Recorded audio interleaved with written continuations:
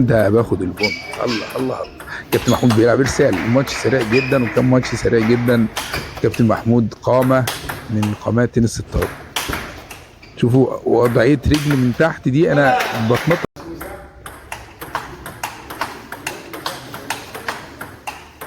أعزائي المتابعين في كل مكان، أهلا وسهلا بكم. معاكم الشاعر الرياضي أحمد صلاح، وبقدم لكم أبرز نقاط المباراة بيني وبين الكابتن محمود الشاهد في إطار دوري الدرجة الأولى مركز شباب فهو بيلاعب بني سويف. وإحنا دلوقتي في مرحلة التسخين. الكابتن محمود الشاهد بيضرب سبينات من بره الطاولة، باك هاند، سبينات باك هاند للجماعة اللي بيتعلموا تنس طاولة جديد. طبعا بيلعب ارسال، ضربات متتاليه يمين وشمال. جميل جميل. اول بونت ده انا ما خدتش برجلي، كان المفروض اخد شويه كده ونص خطوه كمان واضرب الكوره. طبعا قله اللياقه البدنيه هي اللي بتبقى عامل مؤثر بين اي اتنين لعيبه بيلاقوا بعض على التنس.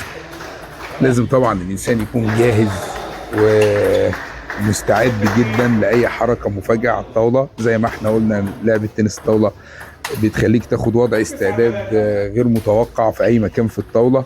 فانت لازم تكون اللياقه البدنيه بتاعتك تكون جاهزه ان انت تتحرك في اي حته واي مكان عشان تجيب الكوره.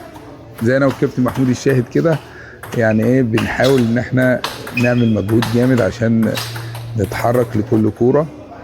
وطبعا الاقوى واللي متابع هو اللي بيكسب البونت، واكتر واحد بيستعد للكوره هو اللي بيكسب البونت.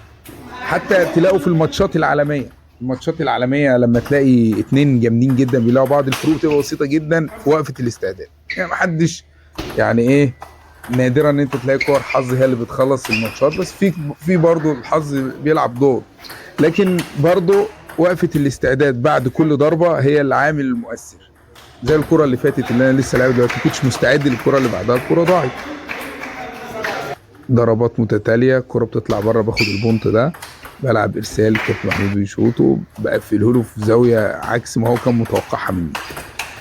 برضو انا بننصح الكباتن والمدربين وبنصح نفسي ان انت لازم تدرب اللعيبه بتاعتك انها تودي الكره في اي مكان على الطاوله. يعني ما يبقاش دايما مكان محفوظ للاعب الخصم. لازم الانسان يعرف يقفل يمين وشمال ويضرب يمين وشمال عشان يعرف ياخد البونت وعشان يعرف يفوز. انا بلعب ارسال، الكابتن محمود بيرده، بطلع خد سبان بيرده لي، بخش تاني على الطاوله، بعمله له قصير بيعلي لي الكوره، لازم استعد واضرب الكوره، بركب الكوره من فوق واشوط شوطه جامده باخد البونت. الله الله الله. كابتن محمود بيلعب ارسال، الماتش سريع جدا وكان ماتش سريع جدا. كابتن محمود قامه من قامات تنس الطاوله.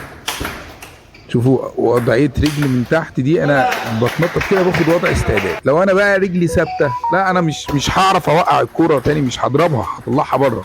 فلازم الانسان ياخد باله من كل كوره ويتوقع مكانها على الطاوله وياخد وضع استعداد ويضربها. ومساكم بينج بونج يا جماعه. كان معاكم الشاعر الرياضي احمد صلاح، ومساكم بينج بونج.